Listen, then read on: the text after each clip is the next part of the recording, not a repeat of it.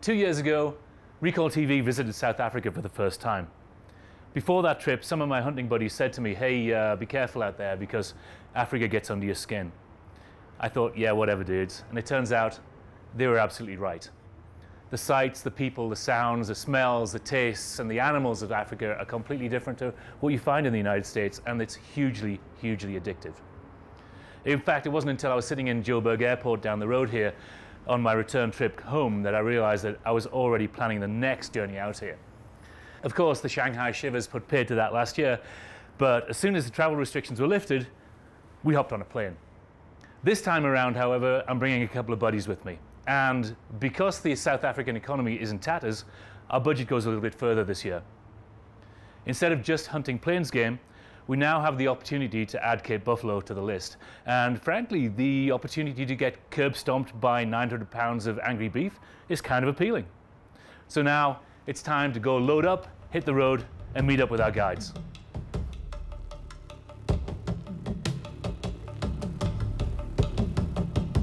My name's Colton Heward. We just arrived here in South Africa in the Umkomaas Valley.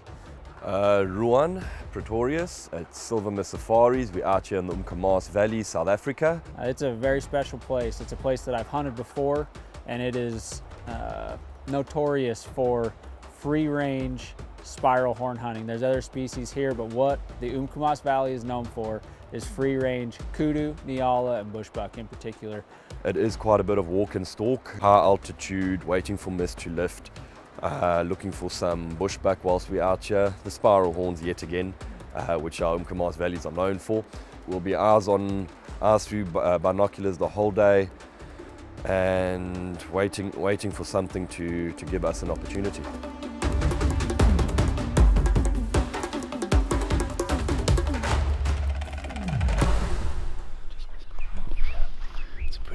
Scene behind us. We've got mist in the valley, the moon above, and the sun rising on the other side. Spectacularly beautiful.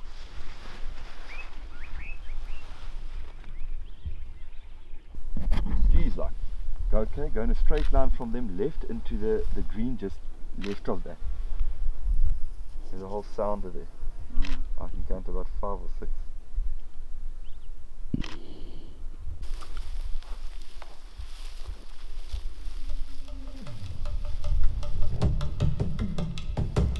Well, yeah, but guys, as I said, with these spiral horns, the areas that they also hang out in isn't the friendliest of terrain.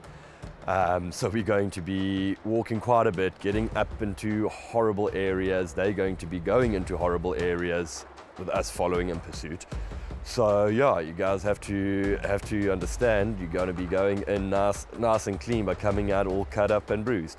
So you have to be willing to risk it a bit to get it, I suppose. And yeah, a lot of scratches are going to happen, lads. So yeah, we'll see how it turns out. And yeah, we'll definitely have to get our rest in, boys, because it's going to be early mornings and very late evenings as well. Recovery out here sometimes can be a problem, especially in that late evening, last light kind of shooting.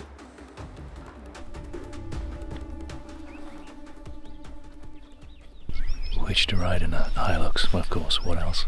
Before dawn, we made our way up the side of the valley. We're now on a little bit of a ridge overlooking a big bowl. There was an old tented camp down on the bottom, and we've just been dropped off here, and we're sitting here just glassing with Tabo, our tracker, and he's a good egg. He's a solid dude, and hopefully he'll be able to spot the stuff that I miss. And trust me, these guys' eyesight is phenomenal. Tabo just spotted a nice bushbuck down in this valley that we've been glassing. And he just pulled into this brush right now. I'm going to try and wait for him to come out. I'm going to get set up on the sticks, and if he presents himself, I'm probably going to take the shot. He looks a really nice animal. Here he comes.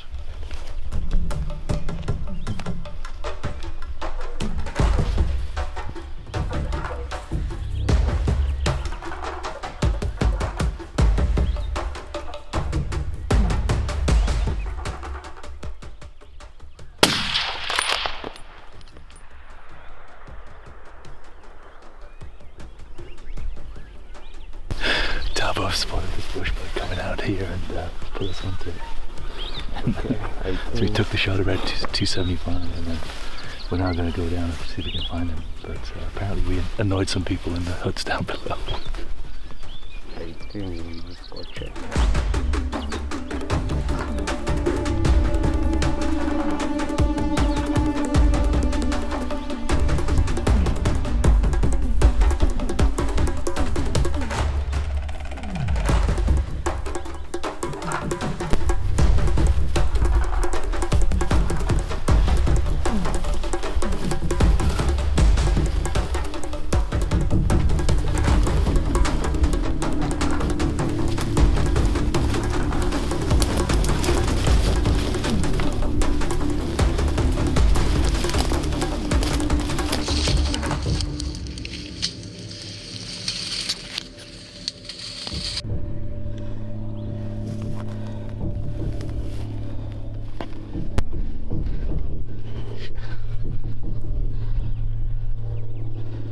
Tabo, that was quite the adventure, man. Great job. I don't know whether it was going to be easier going uphill or coming downhill, but I think we should celebrate. Do you want some biltong? No, yes, sir. Come on, brother. It's a little dry, but I've got a celebratory can of yellow energy drink too, with Valentino Rossi's. Yeah, so Tabo's found this beautiful, beautiful bushbuck. And we were just sitting around bullshitting, and it was maybe 10 minutes into the sit, and our man goes, "Hey, there it is." So got set up on stakes, made the shot at 275 yards, one shot kill. He was quartering towards us, and then hit him on the right shoulder, quartered through, and took out his heart and lungs. And couldn't have asked for a better performance. And now we get to celebrate. Cheers, man. The recovery is quite the adventure. We didn't know whether we want to take him uphill to the road at the top or downhill to the road down here. In the end, gravity was our friend, I guess. And we ended up having to bust our way through a whole lot of brush, but made it down the road, get it recovered, into the meat locker, and then on the grill tonight. Here you go. While we were shooting one in Conker this morning, this fella managed to shoot another one. Unfortunately, he shot it in possibly the worst place to recover for it. So now we're going to have to go all the way around here, drop into that ridge line behind us, and then try and pull it out. And you get to carry it out because it's your first in Conker. You get to carry your first bushbuck out. And what happened like last week? Oh yeah. Had my appendix removed. So let's see if we can split him open.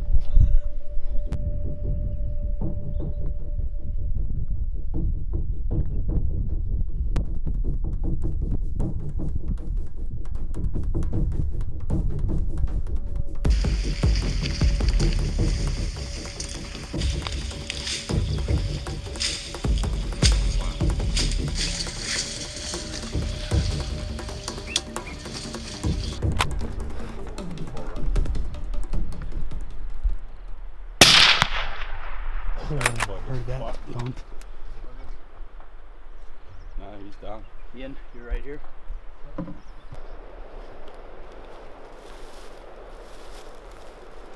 That is one hell of an yellow ball. Well done, bud. Are we safe there? You see that the way that his fur is here now, Cal? That's what you were asking with the bushbuck? Yeah. Now they'll raise it out like that, and it'll all just come up and up. And then with the tail, you can see it's quite bushy now as well here.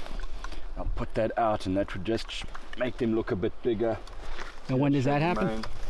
Normally when they're having a bit of a tussle over a girl, or when they just get ticked off with each other.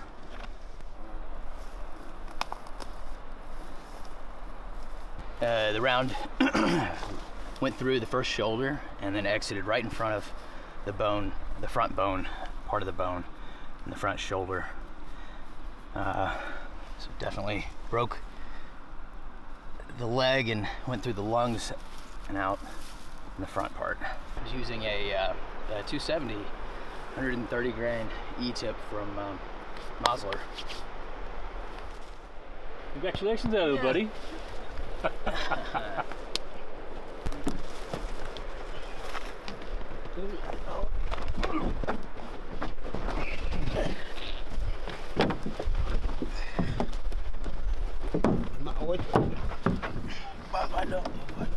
Ah, there we go.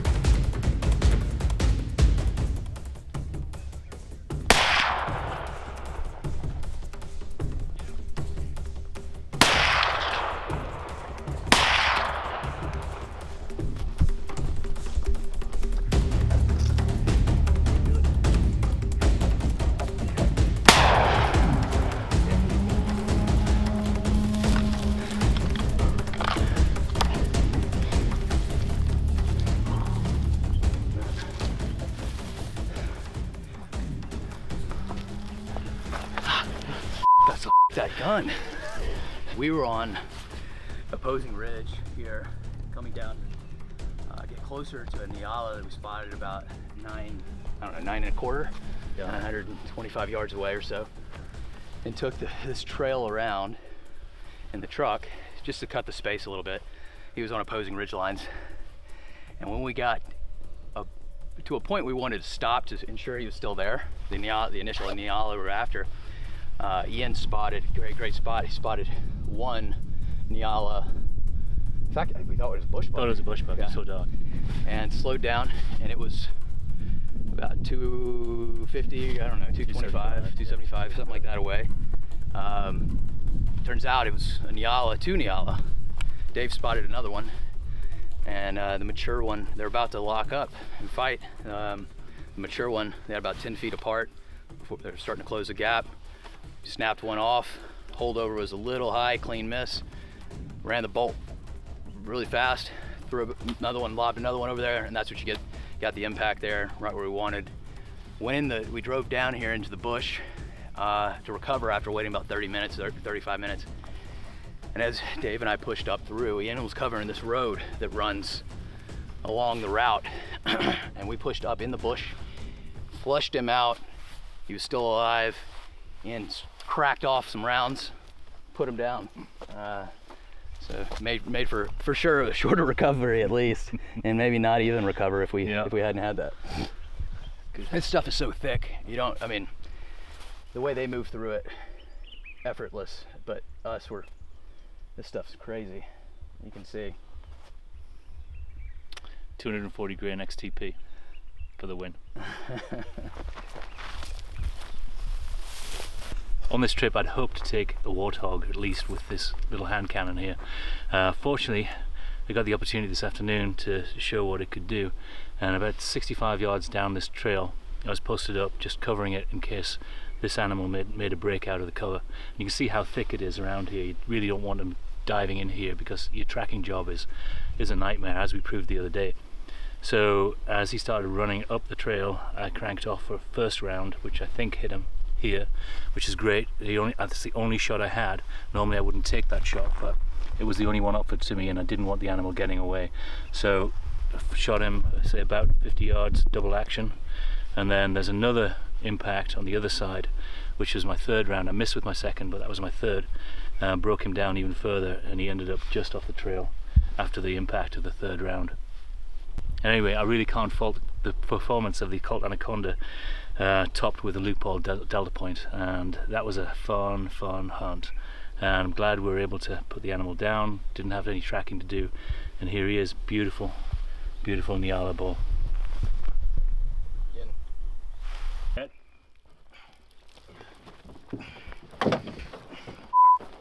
You get hit?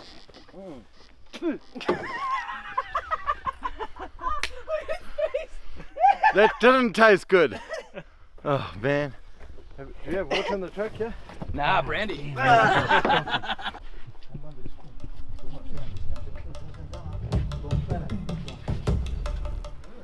We had the opportunity to hunt Cape buffalo while we were here. Your wits have to be about you like you can't believe. I mean, we're working with one of the dangerous 6. So yeah, we're going to be leaving from here. We're going to have to travel about 2.5 to 3 hours to get to the property. It's about 7,000 hectares, so it's vast. We got in there the first afternoon and we found a large herd of buff, and we got the wind in our face. We slipped down into position and we got under 100 yards on 3 different occasions, and just the sight and the sounds that a herd of buffalo make was worth the price of admission. I mean, it was absolutely incredible to see such an incredible animal in their natural environment. From start to finish, that Cape buffalo hunt was an incredible experience. You know, Ian shot his buff shortly after, and just the whole camaraderie of everybody sharing that hunt together, it's one we'll talk about for a long time. Now we're going into the dangerous game portion of our trip. We're at Mawela Lodge now, and we're going after Cape buffalo, which is kind of the last of the dangerous game species that I'm interested in shooting. So anyway, we're going to unpack now, get moved in, and then go zero rifles, get out and start hunting.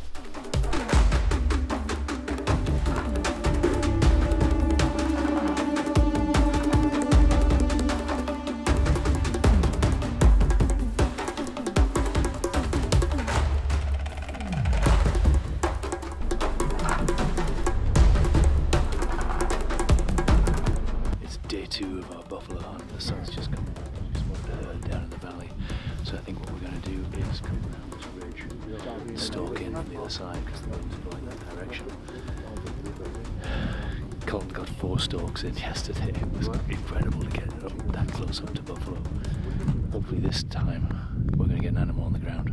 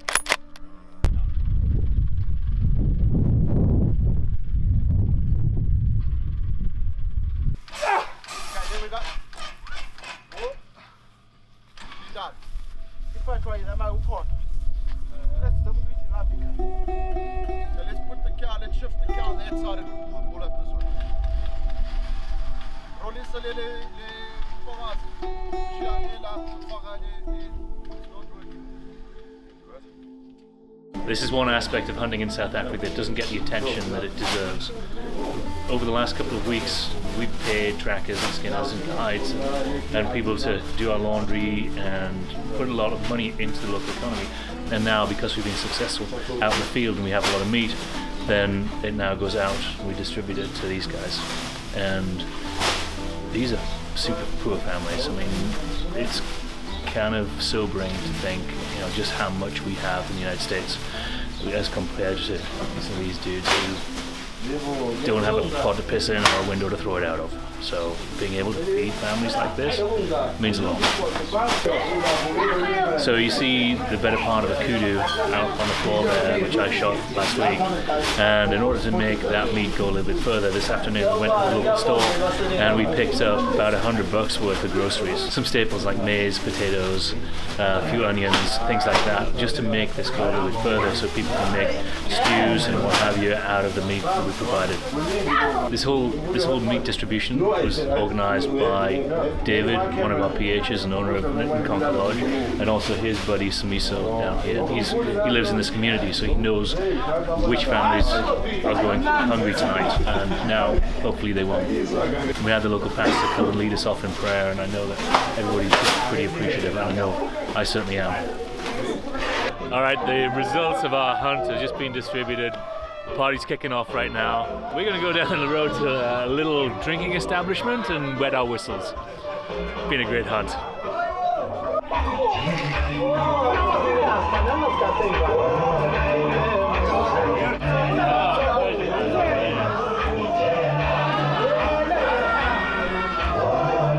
Grilling venison over an open fire. It transcends all boundaries, all races, all cultures. Vegans, you don't know what you're missing.